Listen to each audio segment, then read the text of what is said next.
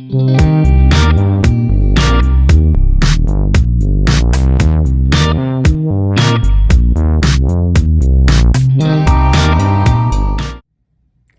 and welcome to another edition of CrosbyPlus.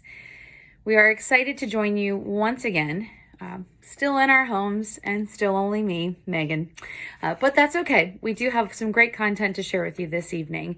I do want to have a very big caveat to all that I'm presenting to you, that there's a lot of unknown aspects to college admissions testing, to your high school grades and semesters, your high school tests, a lot of unknown situations out there.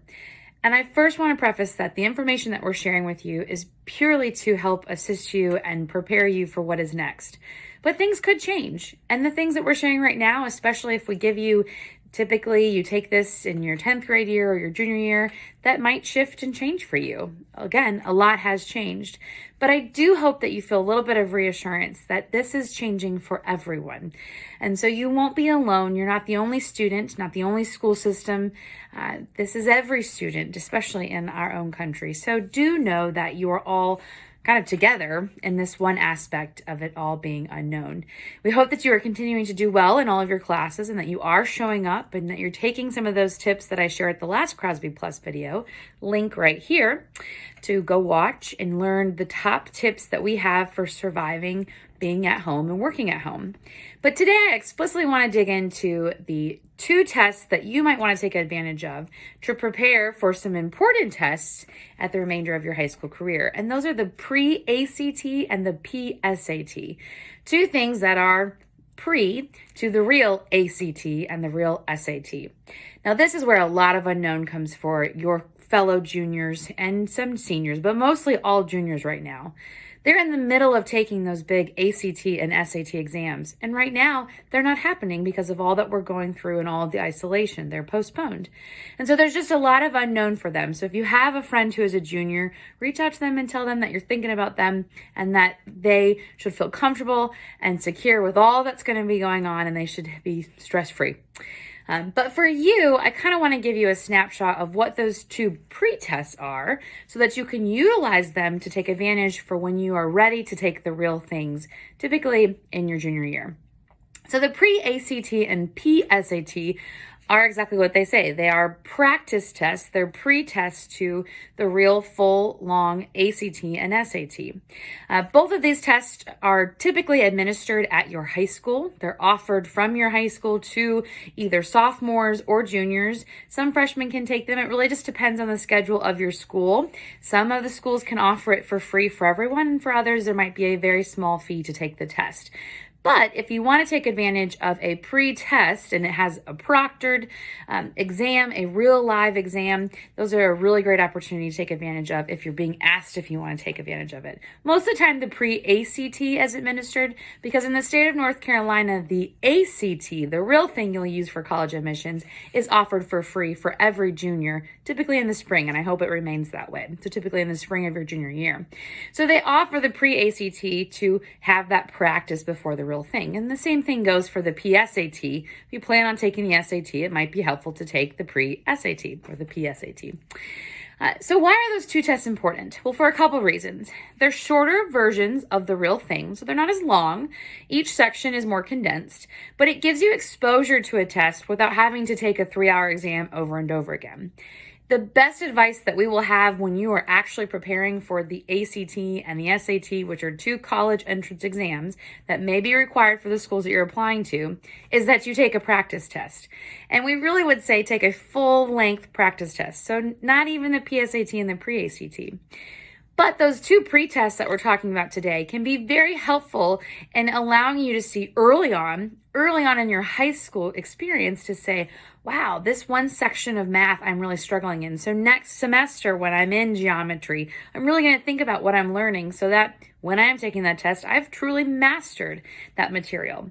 You shouldn't just be taking a class and passing your assignments so that you can take a test later on, but it might be a part of your college applications, and so you're going to need that information and that knowledge to take that test. So you certainly could use these pre-tests to kind of gauge where your knowledge is at, to learn more in your high school career. Because by the time you take the SAT and the ACT, you pretty much should have learned everything that will be presented to you on those two tests.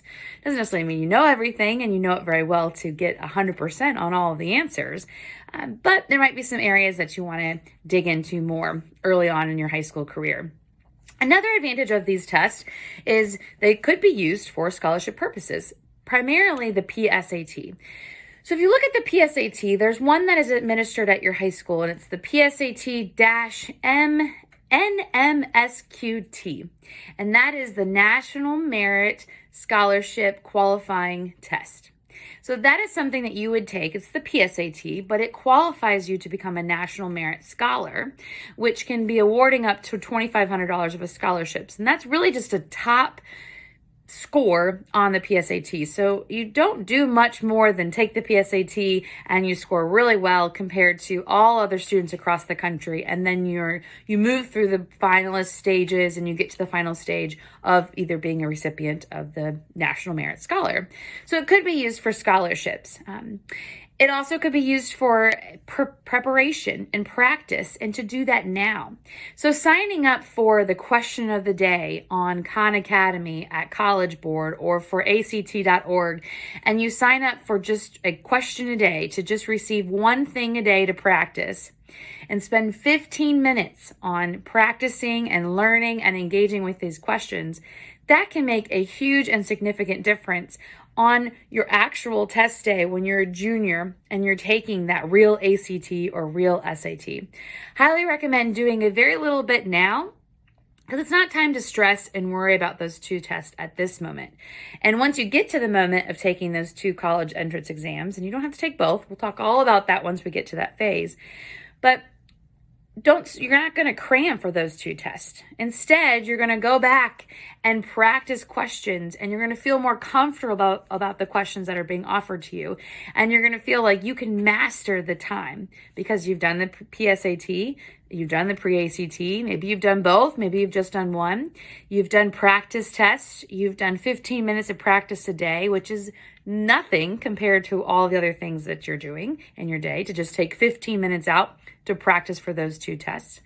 And then you're making sure that whatever you're learning in school, you're retaining it, you're using it, you're learning it, and you're saving it so that you can use that for those exams, for college classes, for everything that's coming up down the pipeline. So this is a really very short snippet of what the PSAT and Pre-ACT are. But I hope that it gives you a little bit of information to dig into more, to take advantage of these two tests once they're offered. I can't tell you when exactly they'll be offered for you, because I can't tell exactly when we will for sure be back in school and when you will be in the halls and all of these exams will be offered to you. But hopefully these things will be back to normal this fall, and once you show up to school in the fall, typically that's when you will see these exams being offered. So know that if it's being asked of you to take it and someone is saying, do you want to take it? That you might want to take advantage of this opportunity for that practice, and for many cases for that opportunity for scholarships. But the ultimate thing is to know that you'll have a free ACT the spring of your junior year, and this is a great way to be exposed and become ready for that free test in your junior year. Again, I hope you all are doing well and staying safe in your homes. We hope that you are engaging with your coursework, that you are reaching out to your peers, that you are connecting with others. If you need anything from Crosby Scholars, please reach out and let us know. If there are specific videos and other content that you'd like to learn about, post in the comments below. Otherwise, we hope that you have a wonderful week, and we can't wait to see you on the next Crosby Plus.